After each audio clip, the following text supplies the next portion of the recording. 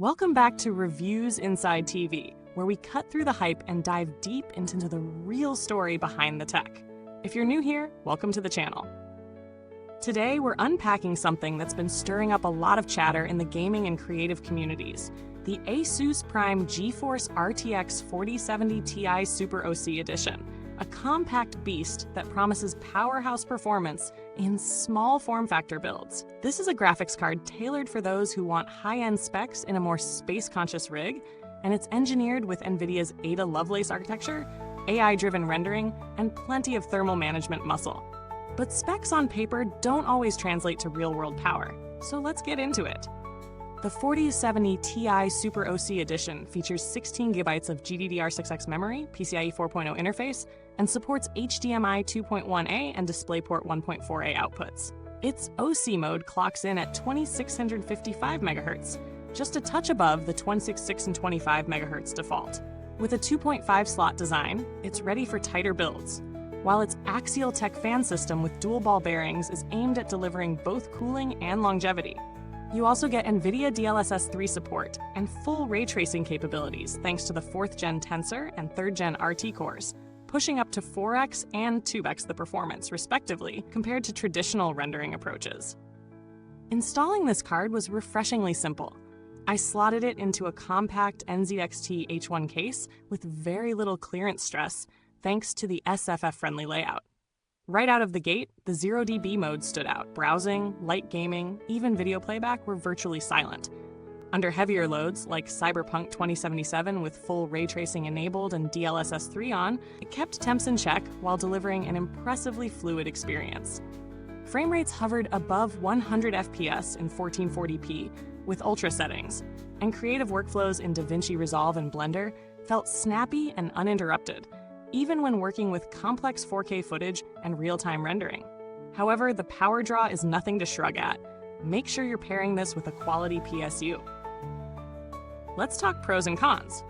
On the plus side, you've got exceptional performance in a compact frame, quiet operation under light to moderate load, and rock-solid thermal design with the axial tech fan system.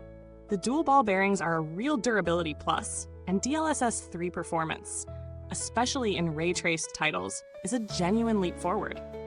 On the downside, it's pricey, especially when considering it only slightly undercuts the next tier in performance.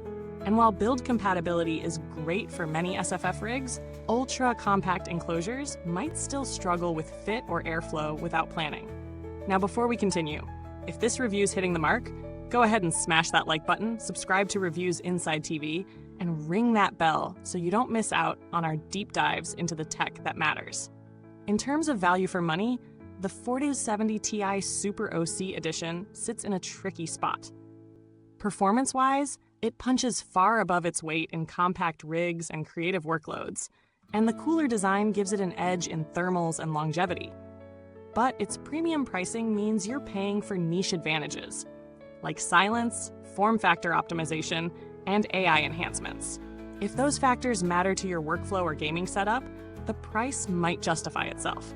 If not, it may feel like you're paying extra for things you won't fully use. Compared to other options in the RTX 4070 class, ASUS's SFF-Ready OC Edition stands apart in its form factor and cooling efficiency. Cards like the standard RTX 4070 Ti deliver similar frame rates, but lack the focused design for compact systems.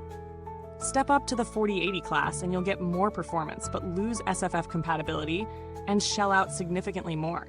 So it excels where thermal space is limited, but expectations remain high. Build quality is top tier, with a sturdy metal shroud and well-engineered cooling system.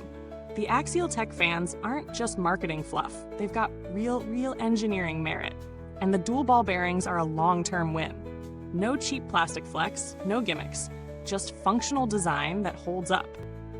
While long-term data is still accumulating, ASUS's reputation in GPU reliability gives confidence. As for customer support, while I didn't need to reach out personally, ASUS has a generally well-reviewed support structure. Their forums and knowledge base are detailed, and most users report reasonable response times. It's not perfect, but it's better than average for this category. If you're looking for a lower cost option, consider the standard RTX 4070 Ti models from less premium brands.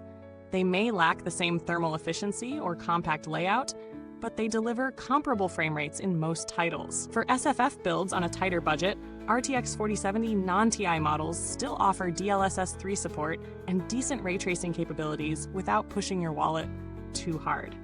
In summary, the ASUS Prime RTX 4070 Ti Super OC Edition delivers on its promise: elite performance in a small form factor with smart cooling, quiet operation, and a premium feel.